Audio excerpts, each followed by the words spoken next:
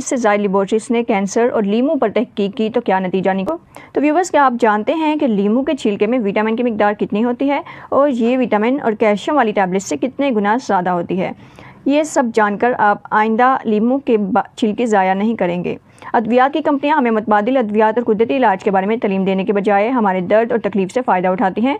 अगर medical science हमें कुदरती तरीका इलाज बता दे तो फिर उनकी दुकान बंद हो जाएगी। तो व्यूवर्स, धोए हुए लीमू को फ्रीज़र में रखें। एक दफ़ा मुंजमद होने के बाद पूरा लीमू, उसको छीलने की ज़रूरत नहीं, काट लें और उसे अपने खानों पर छिड़कें। सब्जियां, तरकारियां, आइसक्रीम, सूप, अनाज, नूडल्स, पैटी, चटनी, चावल, सशी, मछली के पकवान वगैरह फरी सलामत नहीं हैं।